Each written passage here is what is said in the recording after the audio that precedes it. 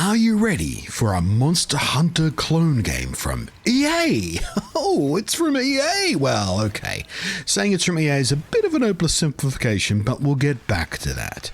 Now, after spending some time over the last couple of days on Twitter trying to drum up some hype by having a bunch of accounts tweetering about a countdown to an announcement of a teaser of a reveal, which, as dumb as all that sounds, I guess it worked because it did get my attention, and here I am making a video about it.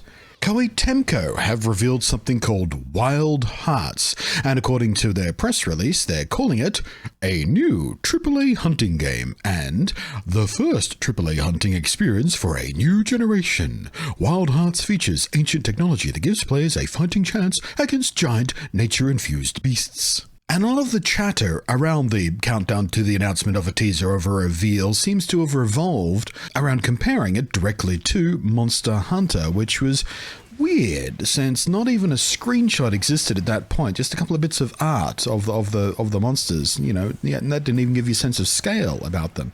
So it makes me think that a lot of the discussion around this and trying to link it to Monster Hunter was, well, seeded by bots and studio marketing plants trying very hard to steer and corral the online discussion in the direction they wanted it to go. Seems very, very suspicious that so many people were saying Monster Hunter before we even saw a single screenshot of anything close to resembling gameplay, but whatever. But from a marketing point of view, desperately trying to ape and attach yourself to the wildly popular Monster Hunter franchise, the very nearly undisputed king, and for all practical purposes, inventor of this subgenre of action combat games, it makes sense, I suppose. I'd probably do it too if I was marketing for this game. But hello again, I am Blunty, and as I run down my thoughts about Wild Hearts and its teaser of a reveal of a trailer of a whatever, as someone, it must be 1700 hours or so now deep into the latest Monster Hunter game across 2 different platforms and still eager for more, feel free to let me know how you feel about this reveal in the down below. And if you're not already a Monster Hunter player, does this new game seem enticing to you?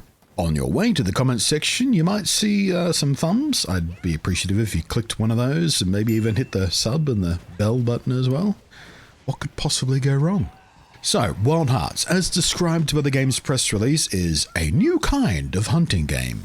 Which, bold claim, because now that we have actual video, and even if precious little of it seems to be legitimate uninterrupted gameplay, as opposed to those super quick hypercut things that seems to make any game sort of super exciting and dynamic, it sure does look quite a lot like some other kinds of hunting games that have been around for a couple of decades already.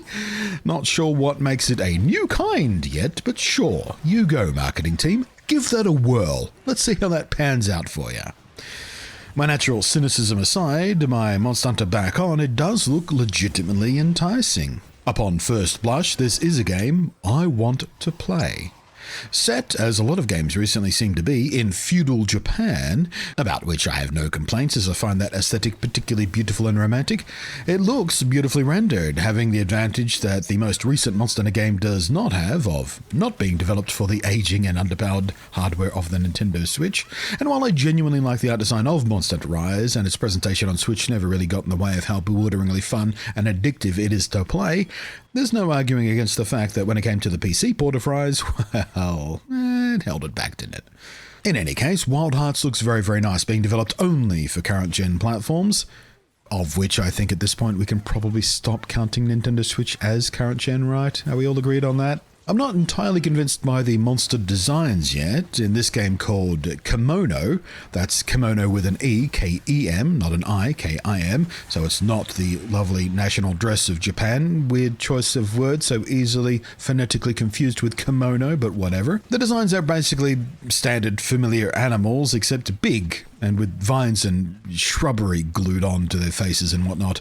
Boars and rodents and birds and wolves. It's a neat concept, but I don't think it's nearly as iconic as many of Monster Hunter's more unique monsters are and more fantasy-inspired monsters. But that just might be familiarity winning out in my brain. But they don't strike me as particularly interesting or iconic. They look like they could be from any number of games. It's just a big wolf with some twigs on. I mean, But whatever, maybe the designs will grow on me, maybe they won't. As long as the hunts are fun, that's fine. But the reason we're given for why these monsters must be hunted in the first place is because they're, and I quote from the press release again, altering their environment at the cost of citizens' lives. Which is basically the exact same reason Monster Hunter uses, and Dauntless for that matter, so nothing new there either.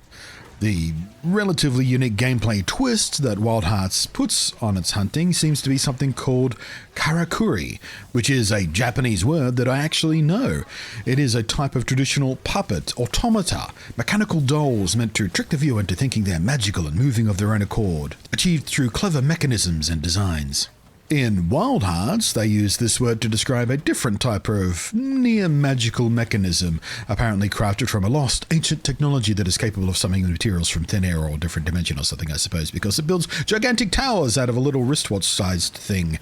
But whatever. Crafted from a lost ancient technology is just a writer's cheaty way to say, don't think too hard about how idiotically impractical and physics-defying these things are, just pretend it's actual magic but with wooden cogs and stuff. And Monster Hunter has that too, with the elemental and transforming weapons and other basically magical effects passed off as technology left over from an ancient and long-dead advanced civilization. So, still waiting for that new part of a new kind of hunting game. But the karakuri do at least seem very, very fun and interesting to use, offering up a mix of mobility or major damage depending on the type deployed. I assume each player can equip just one type and it'll be some kind of limited time use or on a cooldown or something. But again, in Monster Hunter context, they seem to perform exactly the same kind of purposes as some kinds of endemic life forms and, in particular, palico gadgets. So, not quite new there either, is it? And lastly, the weapons, which the trailer doesn't show off much, really. There's a katana, because of course there is. We get a glimpse of a bow and a parasol, which seems to be used like a sword. I imagine when it's in its open position, it might also double up as a shield. And that's not a lot of variety. Monster Hunter has 14 different weapon classes, each and every one of which feels genuinely unique in how it's played. Dauntless has 6 weapon types and still makes each feel unique, and each requiring a different skill set and approach and build when you take it into battle. I sure hope Wild Hearts has more on the table than 2 swords and 1 ranged weapon. I have to assume it will. It would seem silly otherwise, because a wide choice in fighting styles is one thing that Monster Hunter players will absolutely demand of a game like this. Multiplayer is also here, but it's more limited than either Monster Hunter or Dauntless is. You can hunt solo, of course, or you can pack hunt with up to, well, just 2 others, actually. So we can only multiplayer in 3s, and we've only seen 3 weapon types. That's not encouraging, is it? Good news on the multiplayer side of things, though. Common as it is these days, but hardly something we can take for granted yet. But co-op and cross-play features run across all platforms. Hooray! And speaking of platforms, it will be coming to PlayStation 5, Xbox Series X and S, and PC. And it's coming to PC on both Steam and the Epic Store, and via Origin, which is the sound of the other shoe dropping as I open with, because it means it's published by EA, under the EA Originals label, and to me, that's an automatic strike of deep distrust. You cannot, should not trust EA on anything. I challenge anyone to argue that I shouldn't immediately be wary and worried of anything with EA's stamp on it, with anything EA's gotten its slimy little claws into. Even the pre-release teaser announcement press release kind of passively acknowledges the poison that is EA and the distrust that the brand triggers in people, because in it, it quotes the executive vice president of Koei Temco Games as saying, "The EA team fully embraces our creative independence," desperately trying to reassure players that the game might be free of EA's pathological need to stain an otherwise interesting game with horrific monetization scams. And I think that word is fair. A lot of what EA has done, is doing, continues to do, is a scam. It is exploitation, it is vile, and it is disgusting, and this game being published by EA is reason enough for me to be very, very wary of it. But we'll see about that, I guess. We'll just wait and see what happens. And specifically, Wild Hearts is being developed by Omega Force, a Japanese developer who are a division of Koei Temco, and they are best known for the Dynasty Warriors series, of which there's been no less than 19 of them vomited out over the last couple of decades or so. But they also made Tokiden, which is a nearly completely obscure Monster Hunter-like game. Even amongst Monster Hunter fans, Tokiden is basically unknown, but it does point to the fact that Wild Hearts is not this developer's first stab at taking on Capcom's Monster Hunter games. The last thing I think I played from Omega Force was Attack on Titan back in 2016, which, I mean, it had some fun elements, but it felt rather unfinished and rushed and raw, which it probably was because it was a licensed game trying to be rushed out in time to be relevant for the animated series, I guess, but whatever. In any case, I'm sure we'll hear and see more about Wild Hearts pretty quickly, as it's headed for a February 17, 2023 release. So hooray, this won't be a long-ass, drawn-out pre-release campaign going on forever until we're so tired about hearing about it before it even comes out. They're just like, okay, the game's nearly ready, time to start telling people about it. That's the way things should be done, in my opinion. And in fact, we are going to see more about it soon. They're promising an extended gameplay reveal in a week's time on October 5th, 2022. Now, I don't know if I'll have time to cover that in a video, as at that time I'll be just about to pop off down to Melbourne for the PAX Australia Expo.